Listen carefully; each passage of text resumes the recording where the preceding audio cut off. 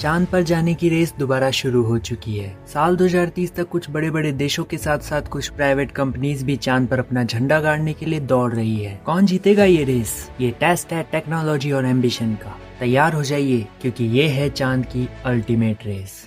चलिए पहले जानते हैं कि वर्तमान में सभी चांद पर जाने के लिए मिशंस क्यों लॉन्च कर रहे हैं। क्योंकि हमारा चांद वाटर आइस जैसे रिसोर्सेज का खजाना है, जो कि रॉकेट्स को फ्यूल करने के साथ साथ लूनर बेस में भी काम आ सकता है। और यही जगह हमारे मार्स मिशन के लिए भी टेस्टिंग ग्राउंड हो सकती है। डीप स्पेस के लिए मिशंस भी यहीं से लॉन्च किए जा सकते हैं। इसीलिए चांद को कंट्रोल करके फ्यूचर स्पेस एक्सप्लोरेशन को शेप दी जा सकती है। चलिए इस रेस के बड़े प्लेयर्स के बारे में जानते हैं। इस रेस में अब केवल नासा और सोवियत यूनियन नहीं बल्कि इंडिया, चाइना, रशिया और साथ साथ कई प्राइवेट कंपनीज जैसे स्पेसएक्स भी शामिल हैं। इनके मिशंस कुछ इस प्रकार हैं।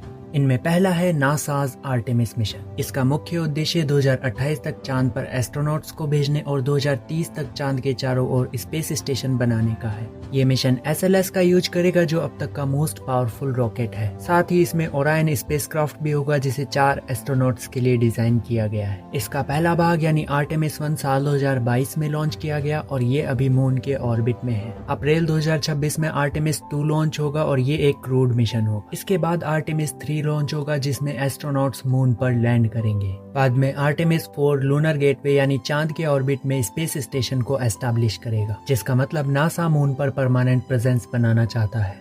China's Chang'e mission.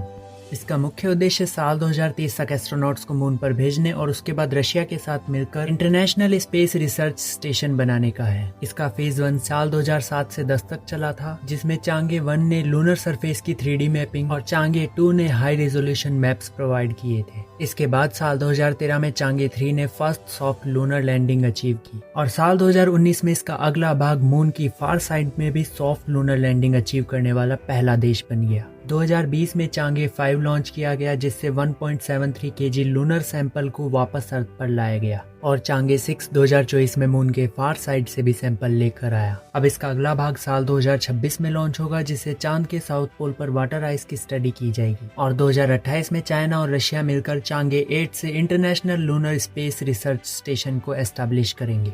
India's Chandrayaan mission.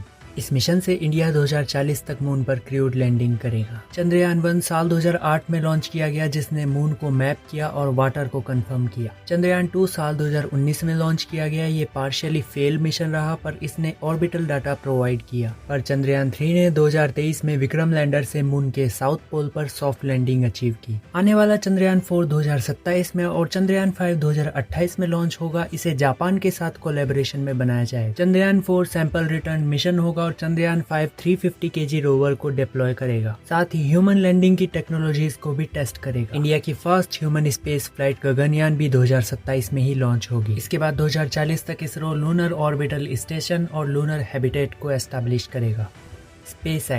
SpaceX अपनी स्टारशिप से आर्टेमिस को सपोर्ट करने के साथ साथ अपना प्राइवेट मिशन भी लॉन्च करेगा। ये सभी इस रेस के कंटेंडर्स है पर ये अपोलो जैसे मिशंस नहीं होंगे। इस रेस के पीछे माइंड ब्लोइंग टेक होगी। रियूजेबल रॉकेट से ह्यूमन हैबिटेट तक कई सारी टेक्नोलॉजीज का यूज होगा। इसमें स्टारशिप, लॉन्ग मार्च 9 और PSLV जैसे रॉकेट्स होंगे। हैबिटेट्स जैसे चाइनाज ILRS प्लान, रोबोटिक्स जैसे रोवर्स फॉर सोर्स मैपिंग, इसमें नासा का वाइपर और चाइना का चांगे 7 शामिल है। इससे पता चलता है कि ये मून रेस साइंस के बारे में नहीं होगी बल्कि पावर, मनी और ह्यूमैनिटी के फ्यूचर के बारे में होगी। जो भी मून को कंट्रोल करेगा वो डेकेड्स तक स्पेस में राज करेगा। वेल, आपको क्या लगता है कि इनमें से कौन चांद पर पहले लैंड करेगा? आप अपने थॉट्स हमें कमेंट सेक्शन में शेयर कीजिए। अगर आपको यह वीडियो पसंद आया तो इस वीडियो को लाइक करें और सब्सक्राइब करें हमारे YouTube चैनल को ताकि आप हमारे साथ स्पेस एडवेंचर में भाग ले सकें।